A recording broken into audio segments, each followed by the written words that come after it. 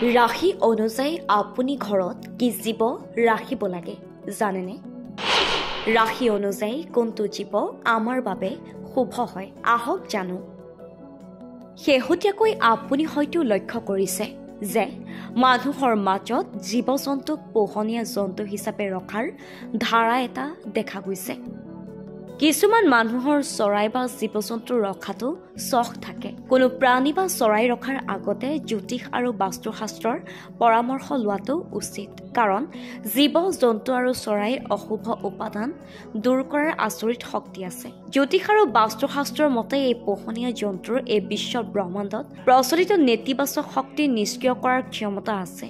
চহৰবোৰত কুকুৰক আপুনি নিশ্চয় বেছিভাগ ঘৰতে পোহনীয়া জন্তু হিচাপে দেখিছে। অকলে থকা মানুহে নিজৰ সুৰক্ষাৰ বাবে কুকুৰ এটা ৰাখে। একে সময়তে কিছুমান মানুহে নিজৰ ঘৰত ভাতৌ ৰাখে নিজৰ মনোৰঞ্জনৰ বাবে। কুকুৰ এনেকুৱা এটা জন্তু যিটো কেৱল হাজাৰ হাজাৰ টকাতেই নহয়, লাখ লাখ টকাতো বিক্ৰী কৰা হয়। আচলতে কিছুমান চখী মানুহে বহিৰাজ্যৰ পৰা কুকুৰ আনি পোহনীয়া জন্তু হিচাপে ৰাখে। আজি আমি আপোনালোকক জনাম এই প্ৰতিবেদনৰ জৰিয়তে কোনটো ৰাশিৰ ব্যক্তিয়ে কোনটো চৰাই বা প্ৰাণী ৰাখিব লাগে। যদি কোনো ব্যক্তিয়ে নিজৰ ৰাশিৰ কথা মনত ৰাখি নিজৰ ঘৰত চৰাই বা জন্তু ৰাখে বা পালন কৰে, তেন্তে সেয়া তেওঁৰ বাবে শুভ বুলি প্ৰমাণিত হয়। ইয়াৰে প্ৰথমটো ৰাশি হৈছে মেষ ৰাশি। মেষ ৰাশিৰ অধীনত জন্ম লোৱা ব্যক্তি মুক্ত চিন্তাবিদ, গতিকে তেওঁলোকৰ ৰাশি অনুযায়ী কুকুৰ ৰাখিব লাগে, যিটো মেষ ৰাশিৰ লোকৰ বাবে শুভ। বৃষ ৰাশি।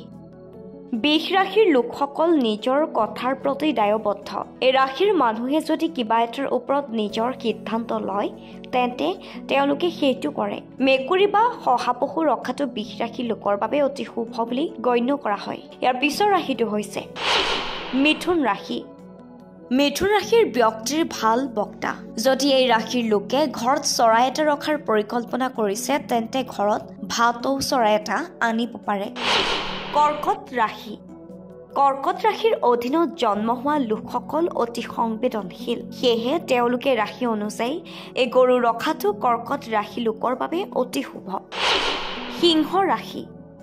সিংহ ৰাশিৰ তলত জন্ম লোৱা লোকসকলৰ ব্যক্তিত্ব আকৰ্ষণীয়। এই ৰাশিৰ লোকসকলে ঘোঁৰা ৰখা উচিত। ইয়াৰ উপৰিও ইহঁতে মেকুৰী এটা ৰখাটো শুভ বুলি প্ৰমাণিত হয়।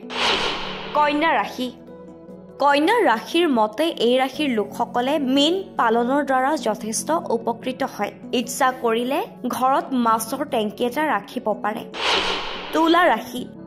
তুলা ৰাশিৰ ব্যক্তিয়ে কলাত্মক হৈ প্ৰাকৃতিক সৌন্দৰ্যৰ মাজত জীয়াই থাকিবলৈ ভাল পায়। এনে পৰিস্থিতিত ঘৰত ভাতৌ এটা ৰখাটো তেওঁলোকৰ বাবে লাভজনক, বা মেকুৰীও ৰাখিব পাৰে। বৃশ্চিক ৰাশি। বৃশ্চিক ৰাশিৰ অন্তৰ্গত লোকসকল চঞ্চল স্বভাৱৰ। ৰাশি অনুযায়ী কুকুৰ এটা ৰাখিব পাৰে এই ৰাশিৰ জাতক জাতিকাই। ইচ্ছা কৰিলে মেকুৰী বা ঘোঁৰাও ৰাখিব পাৰে। ধনু ৰাশি। ধনু ৰাশিৰ অধীনত জন্ম লোৱা লোকসকল মুক্ত চিন্তাবিদ। তেওঁলোকৰ বাবে আত্মনিৰ্ভৰশীলতাই আটাইতকৈ গুৰুত্বপূৰ্ণ, সেয়েহে মাছ ৰাখিব লাগে।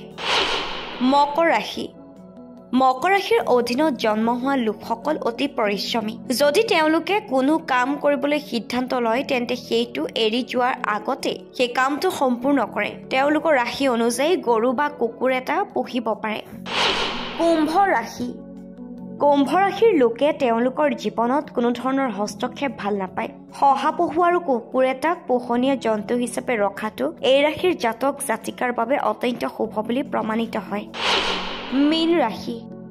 মীন ৰাশিৰ অধীনত জন্ম লোৱা লোকসকল নিষ্ঠাবান আৰু স্বভাৱৰ, গতিকে এই ৰাশিৰ জাতক জাতিকে জন্ম হোৱাৰ লগতে এটা বগা নিগনি ৰাখিব লাগে।